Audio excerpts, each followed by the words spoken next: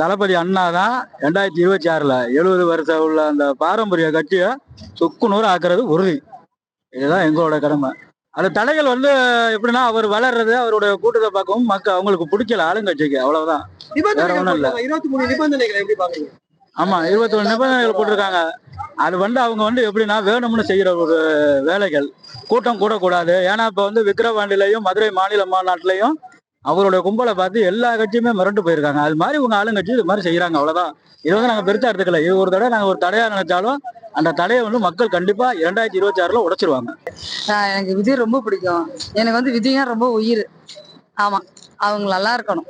திருச்சியில முதல் பிரச்சாரத்தை ஆரம்பிச்சிருக்காரு, எப்படி பாக்குறீங்க? பெரிய லெவல்ல வெற்றி அடையும் தலைவா. 2026ல நம்ம தான் டிவிக்கே தான்.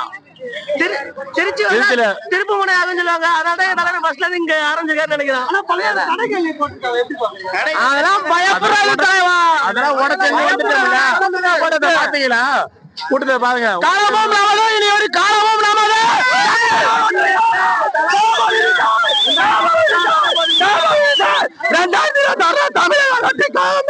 23 நிபந்தனைகளை எப்படி பாக்குறீங்க? 23 நிபந்தனைகளை சொல்றீங்க. எந்த கட்சிகளாக நம்மளுக்கு மட்டும் தான் கொடுக்குறாங்க. எப்படி பாக்குறீங்களா? எப்படிதான் பாக்குறோம். அதை உடைச்சதான் எங்க தளபதி வந்திருக்காங்க. உள்ளுக்கு நடத்துறாங்க. ஃபேன்ஸ் கூட்டம் தான் சொன்னாங்க. இப்ப பார்க்க சொல்லுங்க. கூட்டமா நேத்தி நைட்டு நாங்க வந்தோம். முஸ்லீம் கட்சிக்கு இது பொதுக்குழு கூட்டம் அங்க கொடுத்தாங்க. அங்க இருந்து இது வரைக்குமே சேர் போட்டு மேடை போட்டு பண்ணிட்டு இருக்காங்க. கிட்டத்தட்ட 3 மணி நேரம் 4 மணி நேரம் ஆயிடுச்சு. எங்களுக்கு 25 நிமிஷம் கொடுக்குறாங்க. இதெல்லாம் எங்களுக்கு முக்கியமா பேசினா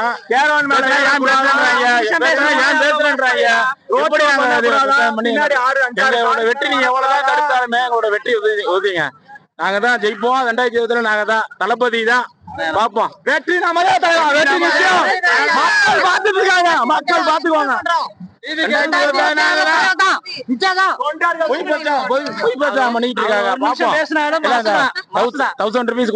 பேருக்கு கொடுக்காங்க நினைக்கிறீங்க? இப்ப ஏடிஎம் கேட்காத சொல்லி எடப்பாடி சொன்னதா உடனே மறுபதி சொல்லி என்ன பண்ணிட்டு இருக்காங்களாம். ஜனவரி மாசம் 2000 கொடுக்க போறாங்களா அவங்க. அதுக்காக பண்ணிட்டு இருக்காங்க. இதெல்லாம் என்ன? இதெல்லாம் இதே ஏடிஎம்கே மத்த கட்சி எந்த கட்சி பண்ணாலுமே ரைட்டாமா, நாங்க பண்ணா தப்பாமா. நாங்க எப்படி இருந்தாலும் உடச்சு செஞ்சு வருவோம் கண்டிப்பா. இந்த 1000 ரூபாய் இதெல்லாம் சும்மாங்க.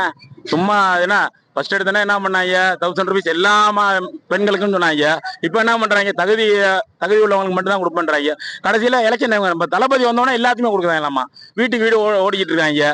இதெல்லாம் திருட்டு முன்னேற்ற கழகம் சொல்ல போனா. ஓகேங்களா? திருடிய முன்னேறிய கழகம். ஆமா, திராவிட முன்னேற்ற கழகம் வேஸ்ட்டுங்க.